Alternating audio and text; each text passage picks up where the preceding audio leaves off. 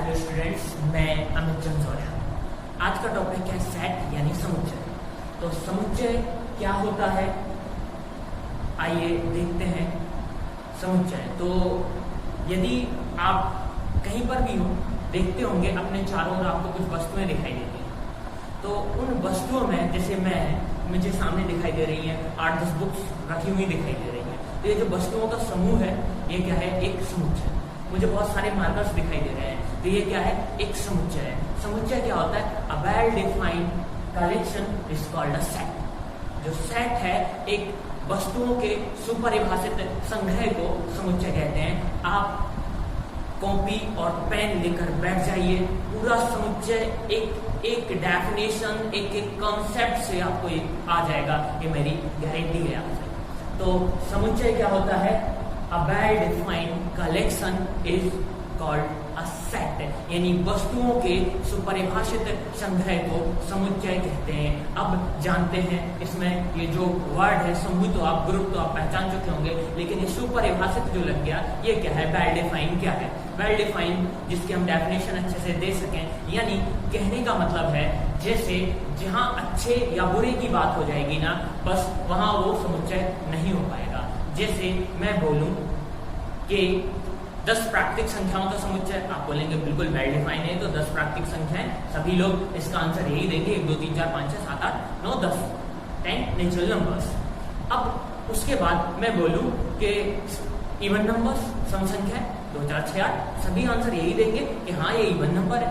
Odd numbers बिल्कुल सब यही आंसर देंगे, 1 3 5 7। अब ऐसे कौन से समूह हैं जो समुच्चय नहीं होते हैं, तो उसके लिए मैं एग्जाम्पल दे रहा हूं। जैसे मैंने बोला कि फुटबॉल के सर्वश्रेष्ठ खिलाड़ियों का समूह। अब इधर आंसर वैरी करेगा, भिन्न होगा आंसर। आप कुछ और सोच रहे होंगे, मैं कुछ और सोच रहा हूँ। जैसे सबसे अच्छा क्रिकेटर, सबसे अच्छे क्रिकेटरों का समूह, सबसे अच्छे बल्लेबाजों का समूह, सबसे अच्छे टीचर्स का समूह। जहां ये अच्छा बुरा है, जैसे मैंने बोला सबसे अच्छे क्रिकेटरों का समूह, तो आपका फेवरेट होगा विराट कोहली, मेरा फेवरेट है MS धोनी। तो इधर आंसर वेरी कर रहा है। आंसर जब अलग अलग हो रहा है ना, तो ऐसा कलेक्शन सेट नहीं होगा। और जहां आंसर सेम हो रहा है वो सारे कलेक्शन सेट होंगे, ये वेल डिफाइन का मतलब होता है। जैसे मैंने बोला अच्छे मैथ के अच्छे टीचर्स का ग्रुप, मैथ के अच्छे टीचर्स का ग्रुप, तो इसमें क्या होगा, इसमें आपको कोई और अच्छा टीचर लगता होगा, आपके दोस्त को कोई और अच्छा टीचर लगता होगा। इधर आंसर वैरी कर रहा है, जहां आंसर वैरी कर जाए, भिन्न हो जाए, वो ऐसा समुच्चय नहीं होगा। इतना आप समझ चुके होंगे। तो समुच्चय क्या होता है, नोट कर लीजिए, a well defined collection is called a set. वस्तुओं के सुपरिभाषित संग्रह को समुच्चय कहते हैं। जैसे कक्षा के विद्यार्थियों का समुच्चय, नेचुरल नंबर्स का समुच्चय, इवन नंबर्स का समुच्चय और नंबर्स का समुच्चय। अब आगे देखते हैं सेट। सेट के बाद अब आपको देखना है ये एलिमेंट क्या होता है। एलिमेंट जिसको हम कहते हैं अवयव, ये एलिमेंट क्या होता है, तो जो समुच्चय है, जो मैं बोल रहा हूं उसको ध्यान से सुनिए, आपको मैथ पढ़ने का नजरिया बदल जाएगा आज। एलिमेंट क्या होता है, एलिमेंट यानी इसको हम कहते हैं अवयव। अवयव क्या होता है, समुच्चयों, जो समुच्चय है ना, समुच्चय जिन पदों से मिलकर बना होता है। जैसे समुच्चय मैंने बोला नेचुरल नंबर्स का समुच्चय, तो समुच्चय जिन पदों से मिलकर बना होता है, ये 1 2 3 4 समुच्चय जिन पदों से मिलकर बना होता है, इसको हम क्या बोलते हैं, इनको हम एलिमेंट बोलते हैं, इनको बोलते हैं अवयव बोलते हैं। एक एलिमेंट है, 2 एलिमेंट है, 3 एलिमेंट है, 4 एलिमेंट है, ये एलिमेंट है। अब उसके बाद देखते हैं इसका संकेत यानी नोटेशन। अब इसका संकेत क्या होता है, समुच्चय को व्यक्त करने के लिए जो हमारा सेट है, इसको हम कैपिटल लेटर से व्यक्त करते हैं। जैसे इसको मैं लिख दूं कैपिटल, और उसके जो एलिमेंट है उसको स्मॉल लेटर के द्वारा व्यक्त किया जाता है, जैसे ABC। जो सेट है उसको कैपिटल लेटर से, और जो उसके एलिमेंट है उसको स्मॉल लेटर से व्यक्त करते हैं। पूरा 100% समझ आएगा आपको, ये मेरी गारंटी के साथ मैं कह सकता हूं। अब उसके बाद आगे देखिए, ये नोटेशन हो गया, एलिमेंट हो गया और सेट हो गया। ये तीनों चीजें समझ चुके होंगे। अब टॉपिक में आगे बढ़ते हैं।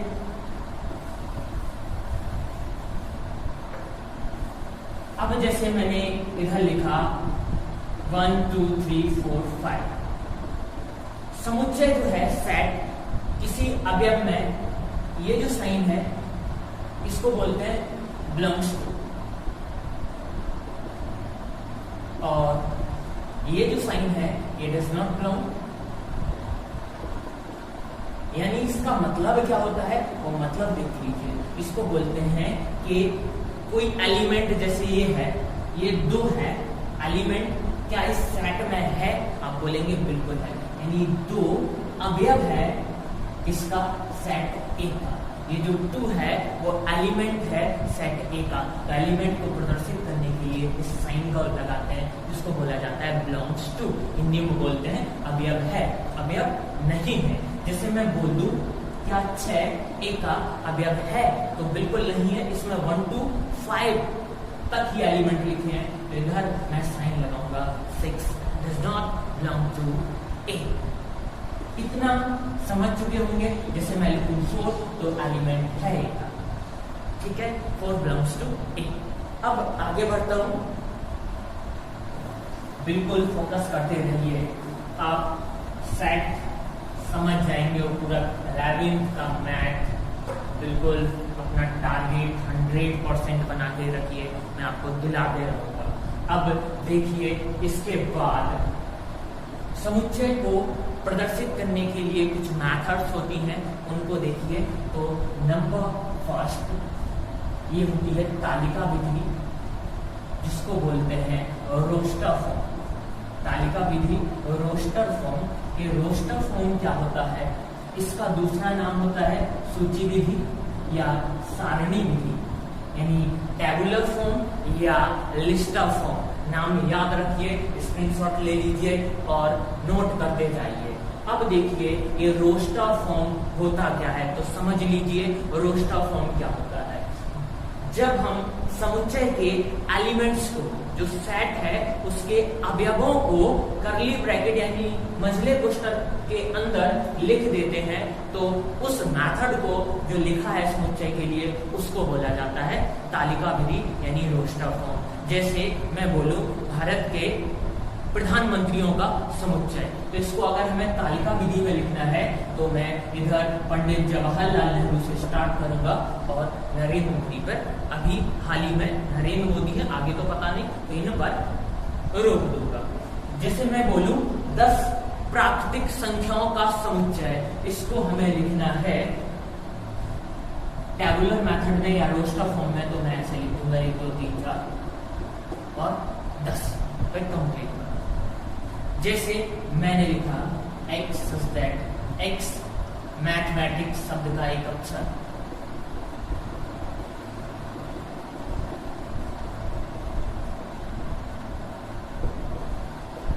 मैथमेटिक्स शब्द का अक्षर, इसको टैबुलर फॉर्म में लिखना है। तो इसको टैबुलर फॉर्म में कैसे लिखेंगे? मैथमेटिक्स, तो इसमें जितने भी लेटर्स अक्षरों का प्रयोग हो रहा है उसको लिख दीजिए।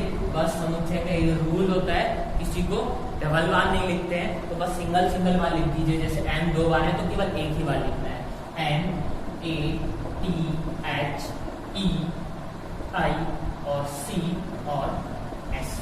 ये जो लिख दिया, ये कौन सा फॉर्म कहलाएगा? ये कहलाएगा रोस्टर फॉर्म। तो आप समझ चुके होंगे रोस्टर फॉर्म क्या होता है। रोस्टर फॉर्म क्या होता है? जो समुच्चय है बस उसको क्या करना है, कर्ली ब्रैकेट के अंदर, मझले कोष्ठक के अंदर उसके पदों को रख देना है, वो कहलाएगा टैबुलर मेथड। अब दूसरा मेथड समझते हैं। दूसरा मेथड जिसको हम कहते हैं सेट बिल्डर फॉर्म, यानी समुच्चय निर्माण विधि। समुच्चय निर्माण विधि क्या होती है?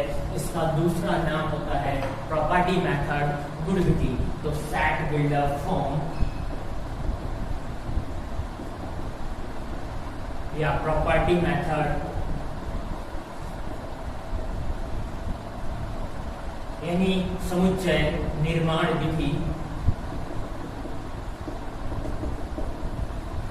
या गुण विधि, इसको बोला जाता है समुच्चय निर्माण विधि या गुण विधि।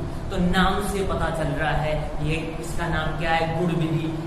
तो जब समुच्चय के मैन प्रॉपर्टी को, मैन गुण को उस प्रॉपर्टी को अगर लिख दो केवल तो वो क्या कहलाती है, गुण विधि। उसको कैसे लिखा जाता है आइए देखते हैं। जैसे मैंने बोला 1 2 3 4 5, इसको हमें समुच्चय निर्माण विधि में लिखना है। तो इसको हम कैसे लिखेंगे, x सच दैट x, ये जो साइन है सच दैट का या ये साइन सच दैट का होता है, इसका मतलब होता है इस प्रकार है कि, यानी x इस प्रकार है कि। अब मेन प्रॉपर्टी लिखना है, ये क्या है, ये एक नेचुरल नंबर है, प्राकृतिक संख्या है, तो x बिलोंग कर रहा है नेचुरल नंबर से, x नेचुरल नंबर से बिलोंग कर रहा है। लेकिन जो नेचुरल नंबर है वो कहाँ तक है, वो जो नेचुरल नंबर है वो 5 से 5 के बराबर है और 5 से छोटी है। जो नेचुरल नंबर है वो 5 के बराबर है और 5 से छोटी है, ये इसकी मेन प्रॉपर्टी है। ऐसे ना लिखना हो तो ऐसे लिख सकते हो, x सच दैट x एक प्राकृतिक संख्या, यानी x एक नेचुरल नंबर जो कि 5 से छोटी और 5 के बराबर है। ऐसे भी लिख सकते हैं, दोनों का मतलब एक ही होगा। मैं और क्वेश्चंस बता रहा हूँ, उसको कैसे लिखेंगे आप स्क्रीनशॉट लेते जाइए। जैसे मैंने लिखा कि ये लिख दिया मैंने AEIOU, इसको मुझे लिखना है सेट बिल्डर फॉर्म में। तो इसको मैं सेट बिल्डर फॉर्म में कैसे लिखूंगा, तो मैं लिख दूंगा इसका मेन प्रॉपर्टी, मेन गुण क्या है, x x अंग्रेजी वर्णमाला का, अंग्रेजी वर्णमाला के स्वर, x x अंग्रेजी वर्णमाला के स्वर। बस मैं इतना लिखूंगा।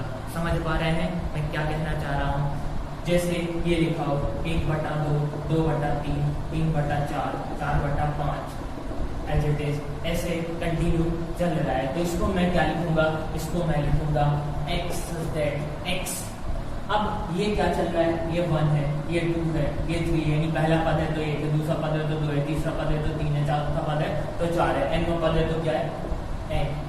इधर 1 है तो इधर कितना +1, इधर 2 है तो +1 यानी 3, इधर 3 है तो +1 यानी 4, यानी इधर n है तो इधर n+1, यानी ये फॉर्मूले को फॉलो कर रहा है जो n/n+1 है। और n इधर क्या है, जो इधर मैंने n लिखा है वो क्या है, एक नेचुरल नंबर ही तो है। n के जगह जैसे 1 रखोगे 1/2 मिल जाएगा। तो ये मेन प्रॉपर्टी है। तो समुच्चय निर्माण विधि क्या होती है, इस समुच्चय के गुण को, मेन गुण को कर्ली ब्रैकेट के अंदर x दैट x करके लिख देना, वो सेट बिल्डर फॉर्म होता है। अभी तक जो मैंने बताया है एक बार रिवीजन करवा देता हूँ। समुच्चय क्या होता है, सेट होता है अ वेल डिफाइंड कलेक्शन, यानी वस्तुओं का सुपरिभाषित संग्रह। उसके बाद समुच्चय कि जो एलिमेंट होते हैं, ये साइन बिलोंग्स का, ये डज नॉट बिलोंग का, यानी अवयव है, अवयव नहीं है, ये एलिमेंट है, ये पूरा मिला के सेट है। तालिका विधि क्या होती है, जब जो समुच्चय के पद हैं, अवयव हैं, उनको कर्ली ब्रैकेट के अंदर, मध्य कोष्ठक के अंदर लिख देना, वो क्या होता है, वो होता है समुच्चय की तालिका विधि। और समुच्चय निर्माण विधि क्या होती है, उसके गुण को लिख देना, वो होती है समुच्चय निर्माण विधि। अब आगे बढ़ रहा हूं।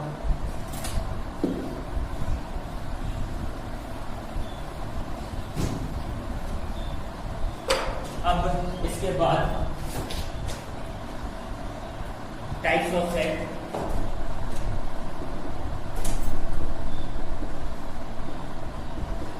टाइप्स ऑफ सेट यानी समुच्चय के प्रकार। तो समुच्चय के कौन कौन से टाइप्स हैं उनको देखते हैं।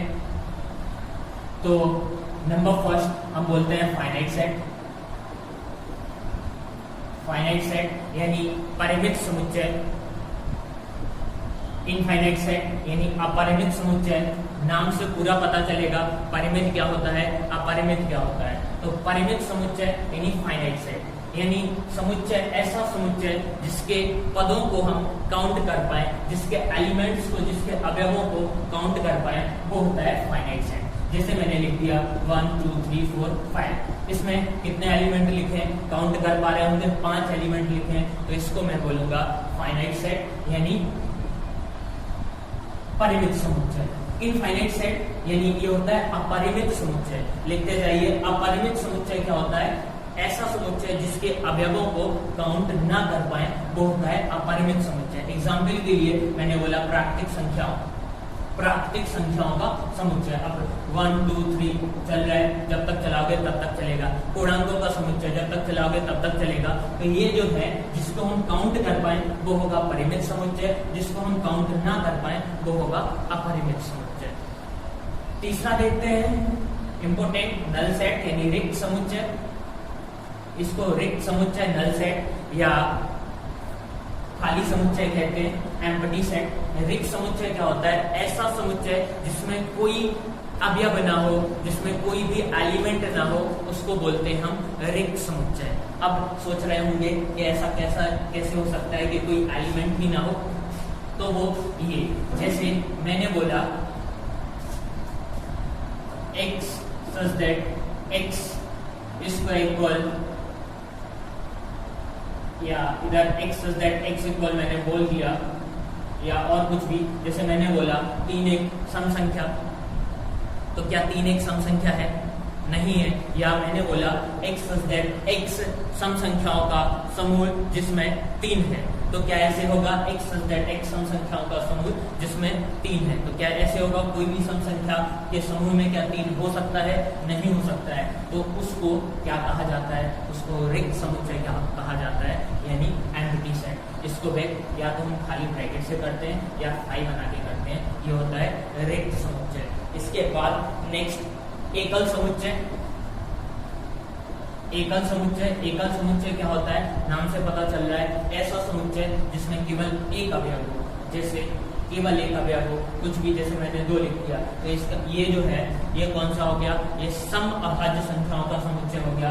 सम अभाज्य संख्या एक ही होती है, जो होती है 2। तो सम अभाज्य संख्याओं का समुच्चय कैसा समुच्चय है? एकल समुच्चय। तो चारों समझ चुके होंगे। परिमित समुच्चय, ऐसा समुच्चय जिसके अवयवों को काउंट कर सकते हैं। अपरिमित समुच्चय, जिसके अवयवों को काउंट नहीं कर सकते हैं। रिक्त समुच्चय, मतलब ऐसी कोई चीज होती ही नहीं है जिसका आंसर ही ना है। रिक्त समुच्चय खाली समुच्चय होता है। एकल समुच्चय जिसमें केवल एक अवयव। आगे बढ़ते हैं।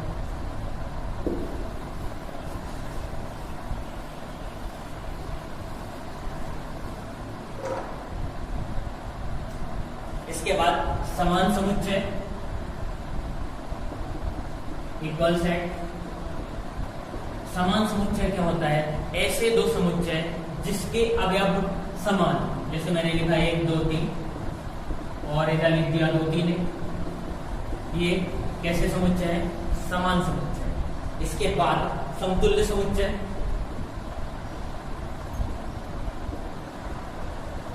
समतुल्य समुच्चय क्या होता है? ऐसे दो समुच्चय जिसमें अवयवों की संख्या समान हो। जैसे मैंने लिखा 1 2 3 और दूसरा लिख दिया 2 4 6। इसमें भी नंबर ऑफ एलिमेंट जो है वो कितने हैं? 3। तो इसमें भी नंबर ऑफ एलिमेंट जो है वो कितने हैं? 3।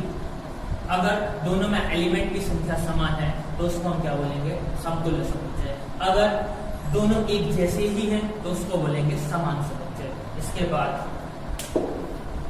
यहां तक समझ चुके होंगे।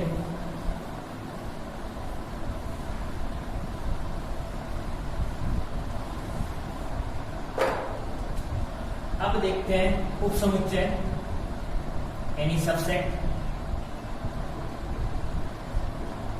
उचित उप समुच्चय,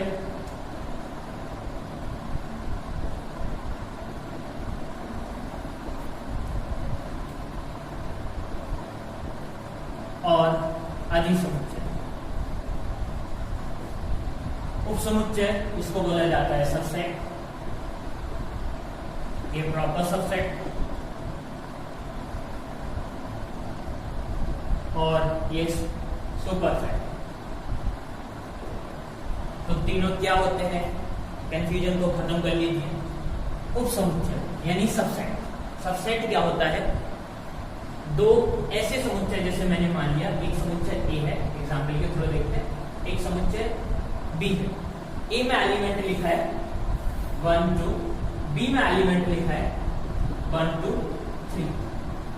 तो उप समुच्चय क्या होता है? यदि ए का प्रत्येक अवयव, ए में इधर 2 एलिमेंट है 1 और 2, यदि ए का प्रत्येक अवयव बी का भी अवयव हो तो इसको हम बोलेंगे ए बी का उपसमुच्चय है। फिर से ध्यान से सुन लीजिए, यदि ए का प्रत्येक अवयव बी का अवयव हो तो ए बी का उपसमुच्चय होगा। ए में 1 2 है तो बी में भी क्या है 1 2, यानी ए में जो एलिमेंट है वो बी में मैच हो रहे हैं, तो इसको हम बोलेंगे ए बी का उपसमुच्चय है। ए बी का उपसमुच्चय है, सबसेट है। क्लियर? इसमें ये कंडीशन भी लगा सकते हैं। अभी भी ए में जितने अवयव हैं वो बी में अवयव हैं। ए का प्रत्येक अवयव यदि बी का अवयव है तो उसको हम कहेंगे ए उपसमुच्चय है इसका बी। ये भी हो सकता है। ए का प्रत्येक अवयव बी का अवयव है तो ए बी का उपसमुच्चय है। उल्टा बी का प्रत्येक अवयव ए का अवयव है तो बी उपसमुच्चय है ए। अब उसके बाद देखते हैं उचित उपसमुच्चय। तो उचित उपसमुच्चय क्या होता है? इसको बोलते हैं प्रॉपर सबसेट। उचित उपसमुच्चय इसमें केवल जैसे ये कंडीशन है ना,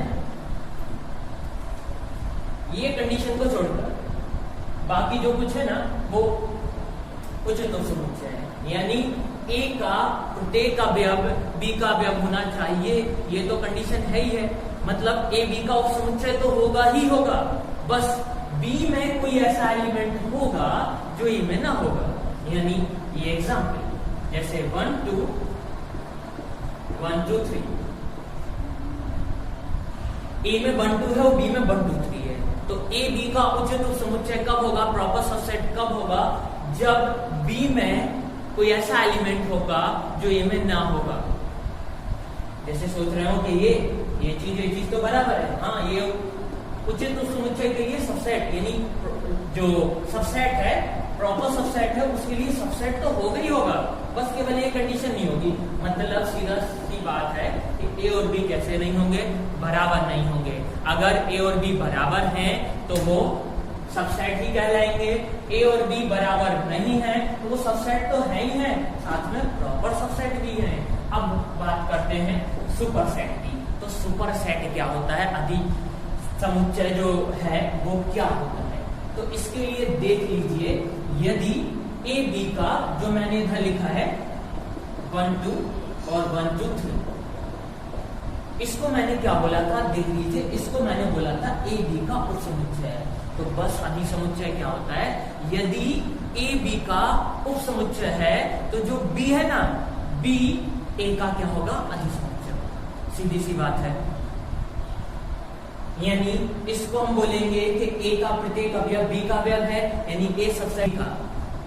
तो इस बी को क्या बोलेंगे, इस बी को बोलेंगे ये सुपर सेट है, किसके लिए, ए के लिए। बस ये तीनों है, स्क्रीनशॉट ले लीजिए, देख लीजिए बिल्कुल अच्छे से, कोई डाउट नहीं हो रहा होगा। बाकी नेक्स्ट क्लास में आगे बढ़ेंगे और क्वेश्चंस करवाएंगे। Thank you.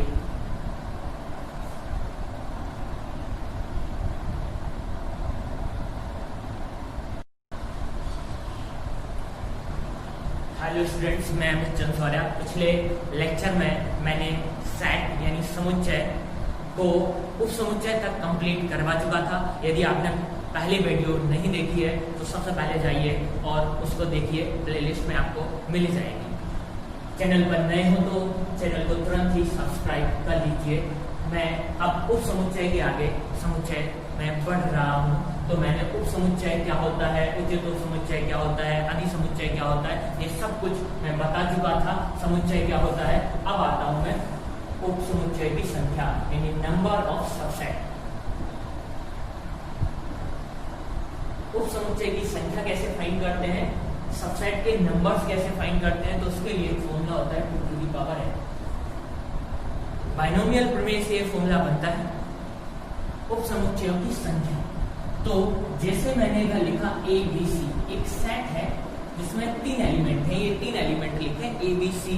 तो इसमें इसके उपसमुच्चय जो है वो कितने बनेंगे ये बताना है। तो इसमें नंबर ऑफ एलिमेंट, इस फॉर्मूले में जो n लिखा है वो क्या है, नंबर ऑफ एलिमेंट्स यानी अवयवों की संख्या। तो n का वैल्यू इधर कितना है 1 2 3, तो इधर उपसमुच्चय की संख्या कितनी होगी 8। Is that clear? जैसे मैंने इधर बोला भोपाल, भोपाल शब्द में जो उप समुच्चय की संख्या है कितनी होगी, तो इसके लिए मैं लिखूंगा, इसका सबसे पहले मैं क्या बनाऊंगा, सेट। तो ये बनेगा सेट, कोई डबल बार है नहीं। नंबर ऑफ एलिमेंट्स कितने हैं, 6। तो इसमें उप समुच्चय की संख्या कितनी होगी, 2 to the power 6 यानी 64। Is that clear? आगे बढ़ता हूँ। उप समुच्चय की संख्या तो समझ चुके होंगे, 2 की पावर n होती है, n नंबर ऑफ एलिमेंट। अब उसके बाद उस समुच्चय की ये जो संख्या है, तो ये उस समुच्चय संख्या जब बनी है तो वो उस समुच्चय भी तो होंगे, वो कौन होते हैं वो भी तो बताइए। तो देखो, जैसे मैंने इधर लिखा ए बी सी या ए बी, चलो ए बी लिखा, इसमें उप समुच्चय की संख्या कितनी होगी, आप बोलेंगे इधर एलिमेंट 2 है, 2 की पावर 2, इधर होगी 4। अब वो 4 कौन कौन से होंगे, तो देख लीजिए, एक तो फाई सबका उप समुच्चय होता है, फाई सबका जितने सेट है फाई सबका उप समुच्चय होता है, फाई क्या है, रिक्त समुच्चय। उसके बाद अब सिंगल ये हो सकता है ना, पिछले क्लास में मैंने बताया था उप समुच्चय क्या होता है, यदि ए का प्रत्येक अवयव बी का अवयव हो, मैं ऐसे लिख सकता हूँ ना, ए बी में ए है, बिल्कुल हो सकता है। उसके बाद मैं ये भी लिख सकता हूँ, जो बी है ना वो ए बी में है, बिल्कुल है। मैं ये भी लिख सकता हूँ, जो ए बी है वो क्या ए बी में है, बिल्कुल है। यही तो होती है उप समुच्चय की डेफिनेशन जो पिछले क्लास में बताई थी, यदि ए का प्रत्येक अवयव बी का अवयव हो तो ए बी का उप समुच्चय होगा, सबसेट होगा। तो इसमें ये जो नंबर हो गए हैं ये हो गए, इसको हम क्या बोलेंगे, इसको उप समुच्चय हो गए हैं। तो कैसे लिखना है एक बार फिर से बता देता हूँ। सबसे पहले फाइव या सबसे बाद में फाइव सिंगल करके लिखना है, फिर डबल करके लिखना है। और बी ए तो हम वैसे भी नहीं लिख सकते क्योंकि समुच्चय में ए बी लिखो या बी ए एक ही चीज होती है, तो एक बार लिखेंगे। और मैंने जैसे एक और एग्जाम्पल बताया था, मैंने लिखा ए बी सी, इसमें हमें उप समुच्चय लिखना है। तो सबसे पहले क्या किया मैंने, फाइव किया। अब उसके बाद सिंगल सिंगल करके लिखो, A B C, single single करके लिख दिया। अब उसके बाद डबल डबल करके लिखो, ए बी यानी A comma B, B comma C comma A, और एक और बचा, सिंगल लिख दिया, डबल लिख दिया, तो अब क्या बचा, ट्रिपल था तो ट्रिपल बचा, यानी ए बी सी काउंट कर लीजिए, 4 3 7 और 1 8, 3 अवयव है तो 2 की पावर 3, इसमें एलिमेंट यानी उप समुच्चय की संख्या कितनी होगी, 8 होगी। अब इसके आगे बढ़ते हैं, अब पावर सेट को पढ़ते हैं। घात समुच्चय क्या होता है, घात समुच्चय पावर सेट, मेरे साथ बने रहिए, आपको पूरा मैथ में सिखा दूंगा और आपको पता भी नहीं चलेगा। पावर सेट क्या होता है, पावर सेट ये होता है जो उप समुच्चय है ना, इन उप समुच्चयों का समुच्चय। पावर सेट यानी घात समुच्चय क्या होता है, उप समुच्चयों का समुच्चय को घात समुच्चय कहा जाता है। जैसे समुच्चय बनाने के लिए 1 2 है, क्या ये अभी समुच्चय, इसमें जैसे ब्रैकेट लगेगा ना, अब ये समुच्चय हो गया, अब ये समुच्चय हो गया। तो ये जो लिखा है ना, ये अभी क्या लिखा है, ये उप समुच्चय लिखे, ये सब उप समुच्चय लिखे। घात समुच्चय क्या होगा, बस ब्रैकेट लगा। अब ये क्या कहलाएगा, अब ये कहलाएगा घात समुच्चय। तो समझ चुके होंगे घात समुच्चय क्या होता है, उप समुच्चयों का समुच्चय घात समुच्चय होता है। अब आगे बढ़ते हैं, घात समुच्चय आप समझ चुके हैं। अगर मैं क्वेश्चन चलो लिखता हूँ, ये जो फाई है ये क्या है, एक रिक्त समुच्चय। अभी जो फाई है पिछले क्लास में बताया था, ये एकल समुच्चय, एक एलिमेंट है, एकल समुच्चय। एकल समुच्चय में एक एलिमेंट होता है। जैसे मैं लिखूं, पिछले क्लास में बताया था, ये दो क्या है, ये एक एलिमेंट लिखा है। अगर ऐसे लिख दूं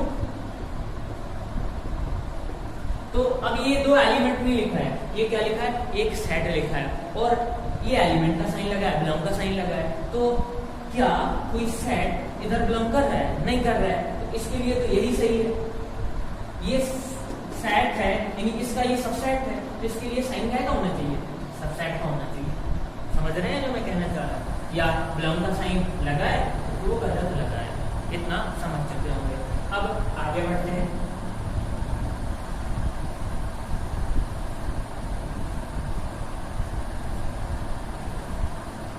फोकस बनाए रखिए। तो देखो अब देखते हैं समुच्चयों का यूनियन, इंटरसेक्शन और डिफरेंस। यूनियन यानी समुच्चयों का एकीकरण, यूनियन समुच्चयों का, इंटरसेक्शन और डिफरेंस। अब देखें यूनियन इसको ऐसे व्यक्त करते हैं, इंटरसेक्शन इसको ऐसे व्यक्त करते हैं, डिफरेंस तो डिफरेंस अंतर। दो समुच्चयों का यूनियन, दो समुच्चयों का इंटरसेक्शन यानी प्रतिच्छेदीकरण और डिफरेंस यानी अंतर दो समुच्चयों का। तो यूनियन, इंटरसेक्शन और डिफरेंस कैसे फाइंड करते हैं ये चुटकियों में सीख जाएंगे। बस देखिए, लासा मासा चलो छोड़ो, नहीं पढ़ेंगे, याद नहीं होता बहुत से लोगों को। A union B, A union B, union एकता, बस हमें सबको लिखना है। ए और बी में जो भी है सबको लिखना है, बस किसी को छोड़ना नहीं है, वो होगा ए यूनियन बी। और हाँ, समुच्चय में डबल तो वैसे भी किसी को नहीं लिखा जाता है। यानी मैंने बोला अगर ए का वैल्यू है 1 2 3, बी का वैल्यू है 2 3 2 3 5 या 2 5 3, हमें इसका फाइंड करना है ए यूनियन बी। तो यूनियन में क्या करना है, सबको लिखना है, सब एलिमेंट लिखना है, बस किसी को डबल नहीं लिखना है। तो देखो ए में जो है वो लिखना है हमें 1 2 3, बी में जो है वो हमें लिखना है तो 2 3 हम पहले से लिख चुके हैं, तो बचा क्या 5। तो देख लीजिए 1 2 3 है 2 3 5 है। तो यूनियन क्या होता है, हमें ए के अवयव भी लिखने हैं और बी के अवयव भी लिखने हैं, बस किसी को डबल नहीं लिखना है। ये होता है यूनियन। अगर लासा सीखा हो तो अच्छा 10th में, तो लासा यही निकालते हैं, ये होता है यूनियन। अब देखते हैं इंटरसेक्शन को। इंटरसेक्शन हम कैसे फाइंड करते हैं, ए और बी का इंटरसेक्शन। इंटरसेक्शन जैसे हम मासा निकालते थे ना, वही इंटरसेक्शन निकालना है इधर। यानी दो समुच्चयों का अगर हमको इंटरसेक्शन फाइंड करना है तो हम देखेंगे उन समुच्चयों में कॉमन क्या है, जो चीज ओवेनिस्ट है कॉमन है वही इंटरसेक्शन होगी। यानी इस दो में कॉमन क्या है, 2 और 3, तो इसका इंटरसेक्शन कितना हो जाएगा 2 3। जैसे हमें इंटरसेक्शन फाइंड करना है 1 2 और इंटरसेक्शन 3 4, क्या इसमें कुछ कॉमन है, नहीं है, तो इधर हम आंसर लिख देंगे 5। अगर इधर हम लिखते हैं 1 4, तो इसका हम इंटरसेक्शन क्या लिखेंगे, दोनों में कॉमन क्या है 1, तो इसका इंटरसेक्शन हो जाएगा 1। अगर इसका हमें यूनियन लिखना हो तो हम कितना लिख देंगे 1 2 4, 1 डबल बार था, डबल बार किसी को नहीं। तो यूनियन समझ चुके होंगे, इंटरसेक्शन समझ चुके होंगे। अब देखते हैं डिफरेंस को। माइनस कैसे फाइंड करते हैं, a माइनस बी, 1 2 3 माइनस 2 3 5 2 3 4। एक a है ये b है, हमें a माइनस बी फाइंड करना है। a माइनस बी अगर फाइंड करना है तो देखिए 2 3 इसमें है, 2 3 इसमें है। अगर इंटरसेक्शन होता तो यही आंसर हो जाता, लेकिन हमें इंटरसेक्शन नहीं फाइंड करना है। 2 3 इसमें 2 3 इसमें, जो कॉमन है उसको कैंसिल कर देना है। कैंसिल करने का मतलब मन में कैंसिल कर लेना, उधर कैंसिल कर देना है। मन में कैंसिल कर लिए। अब जो पहले समुच्चय में बचेगा, जो पॉजिटिव रहेगा वो आंसर, यानी a माइनस बी में जो पहले समुच्चय में बचेगा वो आंसर होगा। आंसर 1 होगा, 1 4 नहीं, जो पहले समुच्चय में बचेगा वो आंसर होगा। जैसे फॉर एग्जाम्पल ABC, इधर मैंने लिख दिया BDF, तो देखो क्या इधर कुछ कॉमन है तो कैंसिल हो, नहीं है तो इसका आंसर क्या होगा, इसका आंसर होगा ABC। अगर मैं इधर पे लगा दूं C, BDF लिखा था मैंने, B इधर हो जाएगा खत्म, पहले लिखा था BDF लिखा था तो B तो कॉमन है, तो आंसर क्या होगा A, C। अगर मैं इधर लगा दूं C, इधर C लगा दूं तो अब देखो B और C दोनों कॉमन हो गए, B और C दोनों कॉमन हो गए, तो अब इसका आंसर केवल क्या होगा A। यानी जो पहले समुच्चय में बचेगा वो अंतर में आंसर होगा। यूनियन में हम सबको लिखते हैं, इंटरसेक्शन में हम उसको लिखते हैं जो कॉमन है, और माइनस में हम उसको लिखते हैं जो पहले समुच्चय में बचा है। यहाँ तक आप समझ चुके होंगे।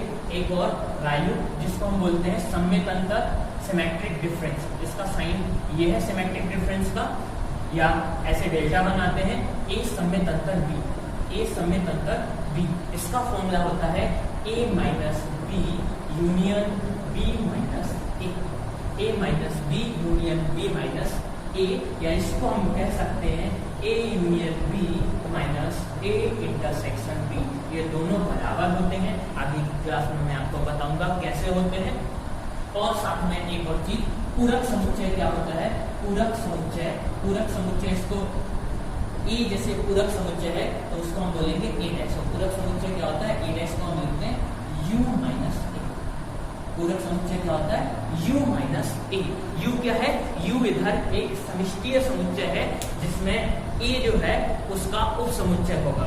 अब हमें जैसे a' फाइंड करना है और मैंने इधर लिखा a का वैल्यू है 1 2 और जो u है उसका वैल्यू है 1 2 5 यानी 1 2 3 4 5। अब हमें फाइंड करना है a' यानी पूरक समुच्चय। b' जैसे b का पूरक समुच्चय फाइंड करना है तो उसको b' बोलेंगे, c का पूरक समुच्चय फाइंड करना है तो उसको c' बोलेंगे, a माइनस b इसी का पूरक समुच्चय फाइंड करना है तो डैश लगा देंगे, यानी a माइनस b का होल डैश। डैश लग गया यानी वो पूरक समुच्चय फाइंड करना है, और डैश लग गया तो इसको क्या लिखेंगे u minus a minus b। जैसे a यूनियन b का पूरक समुच्चय फाइंड करना है तो u minus a union b, a intersection b का पूरक समुच्चय फाइंड करना है u minus a intersection b, b dash लिखा है तो u माइनस b, ऐसे a डैश को लिख देंगे u माइनस a। तो u का वैल्यू है 1 2 3 4 5 और a का वैल्यू है 1 2, तो 1 2 से 1 2 कैंसिल होगा, क्या हो जाएगा 3 4 5, ये हो जाएगा a डैश यानी पूरक समुच्चय। यहाँ तक आप समझ चुके होंगे। नेक्स्ट क्लास में मैं बैंड डायग्राम्स और मैंने अभी तक जो पढ़ा है उससे रिलेटेड क्वेश्चंस, बहुत सारे क्वेश्चन करवाऊंगा जिससे आपको 100% समझ आ जाएगा। यदि आपको क्लास अच्छी लगी हो तो तुरंत के तुरंत लाइक कर दीजिए और इस वीडियो को फैला दीजिए उन लोगों तक जिनको इस वीडियो की ज़रूरत है। Thank you.